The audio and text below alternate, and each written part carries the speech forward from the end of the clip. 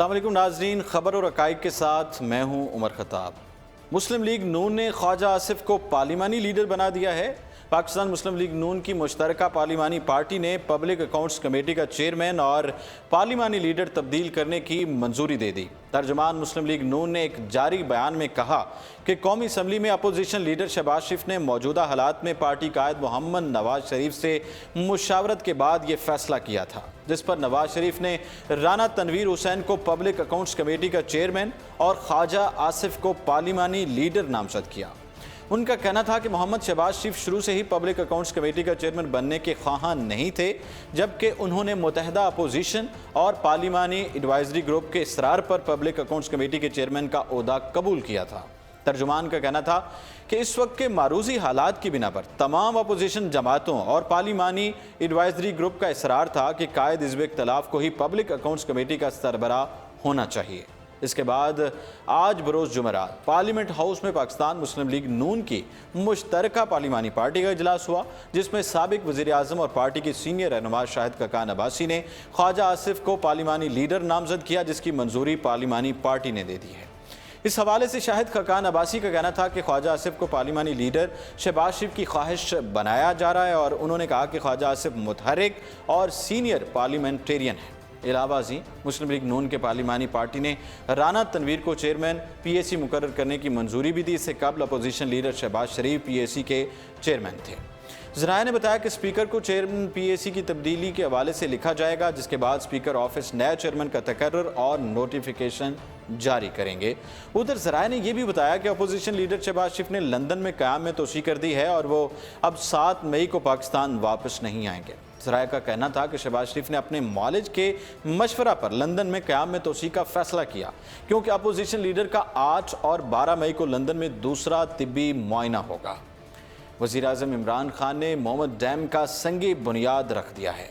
وزیر اعظم عمران خان اور سابق چیف جسٹس میاں ثاقب نثار نے خیبر پختونخوا میں دریائے سوات پر محمد ڈیم ہائیڈرو پاور منصوبے کا بالآخر سنگ بنیاد رکھ ہی دیا۔ اس موقع پر ڈیم کی خصوصیات کے حوالے سے بتایا گیا کہ محمد ڈیم کی تعمیر سے یومیہ 800 میگا واٹ اور سالانہ 2862 میگا واٹ بجلی پیدا ہوگی، اور اس پر $3 ارب لاگت آئے گی، جبکہ اس کی تعمیر سال 2024 میں مکمل ہوگی۔ محمد ڈیم میں 12,93,000 ایکڑ فٹ پانی ذخیرہ کرنے کی گنجائش موجود ہوگی، اور اس آبی ذخیرے سے 16,737 ایکڑ رقبہ سیراب کیا جا سکے گا۔ اس کے ساتھ اس ڈیم کی تعمیر سے سیلاب کے باعث ہونے والے نقصانات پر قابو پانے میں بھی مدد مل سکے گی۔ سنگ بنیاد رکھنے کے لیے منعقدہ تقریب میں وزیر اعظم Imran Khan, army chief general Qamar Javed Bajwa, وزیر برائے آبی وسائل فیصل واڈا، سابق چیف جسٹس ثاقب نثار، عہدیداروں اور مقامی عمائدین نے شرکت کی ہے۔ اس موقع پر خطاب کرتے ہوئے سابق چیف جسٹس نے ڈیم کے لیے زمین فراہم کرنے پر مقامی افراد کا شکریہ ادا کیا اور کہا کہ احتیاط اپنی جگہ، لیکن ڈیم کے لیے اپنی زمین دینے سے بڑی قربانی کوئی نہیں ہے۔ انہوں نے کہا کہ ڈیم کی تعمیر میں سب سے اہم چیز شفافیت ہے، جس کے لیے ایسا طریقہ کار ہونا چاہیے کہ عوام کو وقتاً فوقتاً ڈیم پر آنے والے اخراجات سے آگاہ کیا جاتا رہے۔ انہوں نے کہا کہ ڈیم کے حوالے سے کی گئی کوششیں سپریم کورٹ کا احسان نہیں بلکہ ہمارا فریضہ ہے۔ اس کے ساتھ انہوں نے ڈیم فنڈ میں احتیاط دینے پر بیرون ملک مقیم پاکستانیوں کو خوب سراہا۔ تقریب کے دوران خطاب کرتے ہوئے وزیر اعظم عمران خان نے سابق چیف جسٹس میاں ثاقب نثار کو ڈیم فنڈ کا آغاز کرنے پر خراج تحسین پیش کر دیا۔ اپنے خطاب کے آغاز میں وزیر اعظم نے وزیر آبی وسائل کا ذکر کرتے ہوئے کہا کہ وہ اپنی جارحانہ تقریر میں ڈیم کی بات کرنا ہی بھول گئے اور پوری تقریر کسی اور ہی موضوع پر کر ڈالی۔ اس پر میں صرف اتنا کہنا چاہوں گا کہ باہر سے زیادہ اندر سے خطرہ ہے۔ اس موقع پر وزیر اعظم عمران خان نے خطاب کرتے ہوئے کہا کہ عدلیہ کا کام نہیں ہے کہ وہ ملک میں ڈیم کی تعمیر کے لیے اقدامات اٹھائے، لیکن میاں ثاقب نثار نے حکمرانوں کی عدم توجہ کی وجہ سے یہ اقدامات اٹھائے۔ انہوں نے کہا کہ وزیر اعظم پاکستان وادی تیرا میں گیا، جو ایک ایسی وادی ہے جہاں انگریز بھی حکومت نہیں کر سکا اور وہاں اسے شکست کا سامنا کرنا پڑا تھا۔ اس کے ساتھ وزیر اعظم نے 13 سمیت پورے ضلع خیبر میں امن قائم کرنے پر فوج کو خراج تحسین پیش کر دیا۔ وزیر اعظم نے کہا کہ میں نے سب سے زیادہ قبائلی اضلاع کا دورہ کیا ہے اور میں ان کے تمام روایات اور تہذیب کو جانتا ہوں، اور جہاں بھی گیا وہاں جا کر اس علاقے کی پسماندگی کے بارے میں یہ معلوم ہوا کہ یہاں تعلیم، پانی، صحت اور کاروبار موجود ہی نہیں ہے۔ انہوں نے اپنی بات کو جاری رکھتے ہوئے کہا کہ یہ تمام محرومی ڈیم کے نہ ہونے کی وجہ سے ہے۔ پاکستان 1960 کی دہائی میں ترقی کر رہا تھا۔ اس کی سب سے بڑی وجہ پاکستان میں ڈیم کی تعمیر ہے۔ اس وقت جنرل ریٹائرڈ ایوب خان کی جب حکومت تھی اور انہوں نے مستقبل کا سوچا اور منصوبے شروع کیے۔ ہمارے یہاں لوگ اپنے ووٹ بینک کی وجہ سے صرف اپنے علاقوں میں ترقیاتی کام کیے، لیکن جن علاقوں میں ان کا ووٹ بینک نہیں تھا اس کی وجہ سے پاکستان میں وہ علاقے دیگر علاقوں سے پیچھے رہ گئے۔ انہوں نے لاہور کی مثال دیتے ہوئے کہا کہ اس شہر میں پنجاب کے دیگر شہروں کے مقابلے میں زیادہ ترقیاتی کام ہوئے، جس کی وجہ سے آس پاس کے علاقوں میں رہنے والے افراد نے اس علاقے کا رخ کیا، جس کی وجہ سے اس شہر کی آبادی زیادہ ہوگی اور بد انتظامی کا شکار ہو گیا۔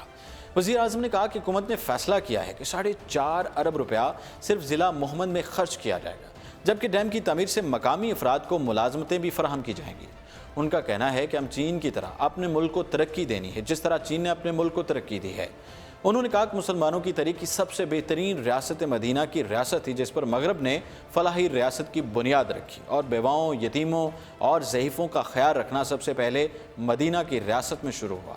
ان کا کہنا تھا کہ ہمیں کمزور طبقے کو ترقی دینی ہے۔ ملک میں جہاں قدرتی وسائل نکالے جا رہے ہیں ان علاقوں کو ترقی دینی چاہیے۔ مزید کہا کہ ہمیں احساس ہے کہ یہاں کے لوگوں کے کیا مسائل ہیں، ہمیں انہیں دور کریں گے اور آپ کے نوکریوں، معاشی مواقع، جدید ٹیکنالوجی اور تعلیم کو سہولیات فراہم کریں گے۔ NFC سے میں فاٹا کے لیے 3% مختص کرنے کے حوالے سے وزیر اعظم نے کہا کہ اس وقت تمام صوبوں کو جنگ کے باعث تباہ قبائلی علاقوں کو ترقی دینے کے لیے مدد کر دینی چاہیے۔ وزیر اعظم نے کہا کہ قبائلی اضلاع میں غیر ملکی عناصر کی فنڈنگ سے پروپیگنڈا ہو رہا ہے۔ اگر ان علاقوں میں نوجوانوں کی مدد نہ کی گئی تو ملک میں انتشار پیدا ہوگا، جس کے باعث نقصان اور قربانیاں دینے کے ساتھ ساتھ ملک کا خرچہ بھی بہت ہوگا۔ مزید بتایا کہ چین میں کئی ہزار ڈیم ہیں اور ہمیں بھی ان کی ٹیکنالوجی سے فائدہ اٹھانا چاہیے۔ ہمیں 5 سال میں 50 لاکھ گھر بھی بنانے ہیں۔ اب چینی کمپنی سے ایسی ٹیکنالوجی متعارف کروائی ہے جس سے 1 ہفتے میں 1 منزل تعمیر کر لی جائے گی۔ وزیر اعظم کا کہنا تھا کہ ہمیں کسی ایک علاقے یا شہر کو ترقی نہیں دینی بلکہ پورے ملک کو ترقی دینی ہے، اور بالخصوص ہم قبائلی علاقوں پر سب سے زیادہ توجہ دیں گے جو ذبح حالی کا شکار ہے۔ وزیر اعظم نے ایک مرتبہ پھر کرپشن کے حوالے سے بات کی اور کہا کہ کبھی عام آدمی کی چوری سے ملک تباہ نہیں ہوتا بلکہ ملک کا سربراہ چوری کرتا ہے جو تمام اداروں کو تباہی کا شکار کر دیتا ہے۔ اس کے ساتھ انہوں نے ایک مرتبہ پھر اپنا موقف دہراتے ہوئے کہا کہ اگر میں انہیں NRO دیتا ہوں تو یہ میری اپنی قوم سے غداری اور اللہ سے بے وفائی ہوگی۔ تقریب سے خطاب کرتے ہوئے وفاقی وزیر برائے آبی وسائل نے اعلان کیا کہ 10 رمضان تک وہ اپنی اور اپنے دوستوں کی جیب سے نوکریاں فراہم کریں گے، اور کراچی کے لیے آغاز کرتے ہوئے اپنے انتخابی حلقے بلدیہ میں 200 سے 400 نوکریاں اور کاروبار مہیا کریں گے، جس کے بعد اس کو باقی ملک میں پھیلایا جائے گا۔ کیوں کہنا تھا کرپشن کرنے والے آج ہمیں درس دے رہے ہیں کہ ہمیں حکومت کس طرح چلانی ہے۔ مزید کہا کہ میرے سامنے جس کا گھر تھا وہ آج کرپشن کا بادشاہ ہی، جس کی لندن کی سڑکوں پر بیٹھے ہوئے تصویریں نظر آتی ہیں۔ ہم نے کراچی کے گھنڈے کی آواز بند کی، سندھ کو تباہ کرنے والوں کا راستہ روکا، پنجاب کے ڈاکوؤں کو گرفت میں لائے۔ فیصل واڈا نے شریف خاندان کو TT خاندان کہتے ہوئے کہا کہ اس خاندان کا ہر فرد کرپشن کے باعث مفرور ہے، اور پھر ہماری حکومت کو کہا جاتا ہے کہ مہنگائی ہو رہی ہے۔ وزیر اعظم کو ووٹ اس لیے دیے کہ کرپشن کرنے والوں کو پکڑا جائے، اس کے لیے ہم آج بھی قربانیاں دینے کے لیے تیار ہیں۔ میرے پیچھے پوری اپوزیشن لگی ہوئی ہے، یہ قوم غیور قوم ہے، جو بھی کرنا چاہیں کریں، لیکن احتساب ختم نہیں ہوگا۔ انہوں نے کہا کہ ہمیں داسو ڈیم کی وجہ سے 36 کروڑ روپے روزانہ نقصان ہو رہا ہے، جس سے دور کرتے ہوئے ہم بہت جلد اس کا بھی افتتاح کریں گے۔ بات کریں نیب کے حوالے سے، برسر اقتدار افراد نے لوٹ مار کی کوشش کی تو نیب مزاحمت کرے گی۔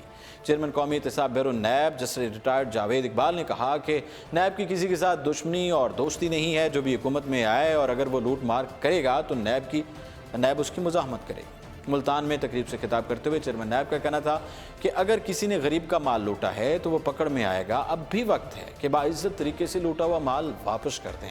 انہوں نے کہا کہ کچھ لوگوں نے اب تک نیب کے قانون کو نہیں پڑھا لیکن اس پر مسلسل تنقید کرتے ہیں۔ نیب اس تنقید کو خوش اسلوبی سے لیتا ہے اور چاہتا ہے کہ نیب کو بتایا جائے یہ درست ہے یا غلط ہے، لیکن نیب کو منی لانڈرنگ کے سب سے بڑے ادارے اور منشا بم کہنا غلط ہے۔